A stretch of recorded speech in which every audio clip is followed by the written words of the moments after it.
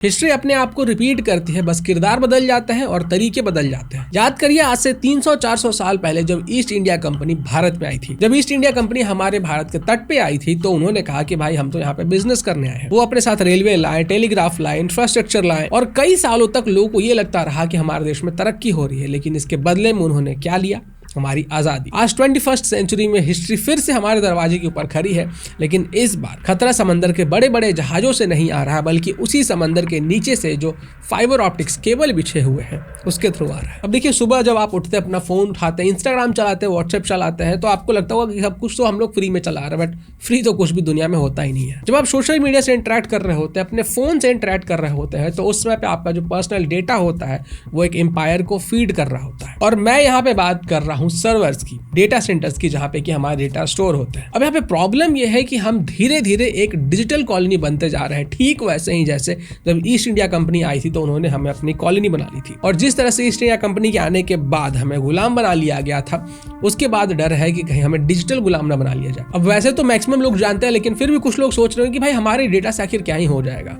देखिए, ये जो डेटा है ना, ये नए जमाने का फ्यूल है और इस डेटा से सबको फर्क पड़ता है और आपको भी फर्क पड़ना चाहिए, क्योंकि इंटरनेट जिस तरीके से इवॉल्व हो रहा है और जो आने वाला समय है ना, उसमें प्राइवेसी बहुत ज्यादा इंपॉर्टेंट हो जाएगा। तो फ्यूचर में जिसके पास डेटा होगा वो इलेक्शन को कंट्रोल भी कर सकेगा, वही इकोनॉमी को मोड़ भी सकेगा और वही फ्यूचर के वॉर्स भी प्रोबेबली जीत सकेगा। पिछले 20 सालों से हम इंडिया वाले इंटरनेट के कंज्यूमर थे। हम जिस डेटा को पैदा कर रहे थे उसी डेटा को यूएसए और चाइना के जो कंपनीज है वो प्रोसेस करके हमें ही बेच रही थी। अब देखिए, इसको ऐसे अगर समझिएगा तो रॉ मटेरियल तो हमारा है, लेकिन मुनाफा किसी और को हो रहा था। और अगर इन सब चीजों के ऊपर हमारे देश का कंट्रोल नहीं रहा तो अमेरिका और या फिर चाइना चाहे तो एक स्विच दबाकर हमारे डिजिटल इकोनॉमी को अपाहिज कर सकते हैं। पिछले कुछ वक्त में जब पूरी दुनिया इलॉन मस्क और सैम अल्टमैन की लड़ाई देखने में बिजी थी, जब दुनिया रिसेशन की बातें कर रही थी, तब हमारा देश शांतिपूर्वक तरीके से एक प्लान की तैयारी कर रहा था। और ये ऐसी तैयारी है जो इंडिया को डिजिटल कॉलोनी बनने से रोक सकती है। और इसी तैयारी का जो सेंटर पॉइंट है वो है गुजरात। गुजरात का एक सुनसान रेगिस्तान और आंध्र प्रदेश का एक समुद्र का किनारा। मैं बात कर रहा हूँ गुजरात के कच्छ डिस्ट्रिक्ट की, स्पेशली खावरा रीजन की। ये ऐसी जगह है जहाँ पे दूर दूर तक इंसान तो क्या, परिंदा भी पर नहीं मार पाता है, और यहाँ जमीन बंजर है, पानी खारा है और धूप इतनी तेज है कि स्किन जल जाए। लेकिन इसी बंजर जमीन को हमारे देश ने ट्रांसफॉर्म कर दिया एक पावर हाउस में। यहाँ पे बनाया गया दुनिया का सबसे बड़ा एनर्जी पार्क, जो कि है अडानी ग्रुप का। और जब मैं कहता हूँ कि सबसे बड़ा बनाया गया तो मैं ऐसे ही हवा में नहीं बातें कर रहा हूँ। आप इन नंबर्स को देखिए कि ये कितने ह्यूमंगस है। ये renewable energy park 726 square kilometre में फैला हुआ है। और अगर आपको अंदाजा नहीं लग रहा है तो ये समझने के लिए ये पूरा का पूरा सिंगापुर देश इस पार्क के अंदर ऑलमोस्ट फिट हो सकता है। ये एनर्जी पार्क पेरिस शहर से अराउंड 5 गुना ज्यादा बड़ा है। ये इंसान का बनाया हुआ ऐसा ढांचा है जिसको कि स्पेस से भी देखा जा सकता है। अब सवाल ये उठता है कि इतना बड़ा पार्क आखिर बनाया क्यों गया?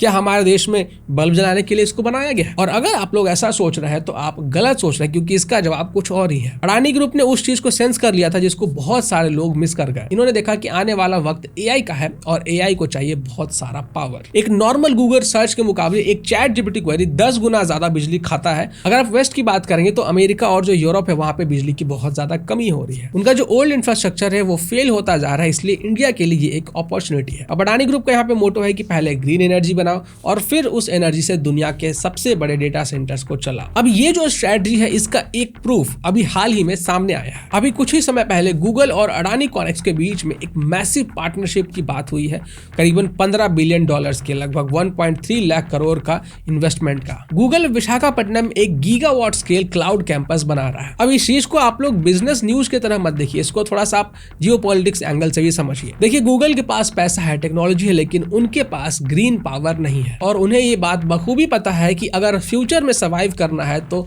इसके लिए उन्हें इंडिया में आना ही पड़ेगा। अब इस कारण से जो वाइजाग है वो सिर्फ एक पोर्ट सिटी नहीं रहेगा, ये इंडिया का नया डिजिटल गेटवे बनने जा रहा है। समुद्र के नीचे से जो मोटी मोटी फाइबर केबल्स पूरी दुनिया के इंटरनेट को कैरी करती हैं वो अब सीधा वाइजैग में लैंड करेंगी। अब यहाँ पे अडानी के डेटा सेंटर्स होंगे जो कि खाबरा की ग्रीन एनर्जी से चलने वाले हैं। और टेक्निकली इसको आप कह सकते हैं कि गूगल का जो ब्रेन है अब वो अमेरिका में नहीं बल्कि अब वो इंडिया में होने वाला है। तो हमारा जो डेटा है वो अब फॉरेन के सर्वर्स पे ट्रैवल नहीं करेंगी बल्कि हमारे इंडिया में ही प्रोसेस होंगी और यहीं पे स्टोर होंगी। अब इसी चीज को कहा जाता है डेटा लोकलाइजेशन, जिसके लिए कि सरकार ने कानून बनाए और अडानी ग्रुप ने इंफ्रास्ट्रक्चर बनाया। अब बहुत सारे लोग सोचेंगे कि भाई इसमें हमारा क्या लेना देना है, मतलब ये तो बड़े लोगों का खेल है भाई, लाखों करोड़ों का यहाँ पे बिजनेस हो रहा है। देखिए, यही मिस्टेक हमने 300-400 साल पहले किया था व्यापार व्यापार को व्यापार समझ के। याद रखिए कि ये जो डेटा है ना वो आज का सोना है, और जिसके पास सोना होता है वही नियम और कानून बनाता है। देखिए हमारा जो डेटा है वो अगर इंडिया में रहेगा तो सिक्योरिटी बढ़ेगी और इंडिया के स्टार्टअप्स को गूगल अमेजॉन को डॉलर्स में रेंट नहीं देना पड़ेगा, पैसा रुपीज में जाएगा और देश के अंदर ही रहेगा। साथ ही साथ जॉब्स तो क्रिएट होंगी ही, क्योंकि ये जो डेटा सेंटर्स होंगे इनके लिए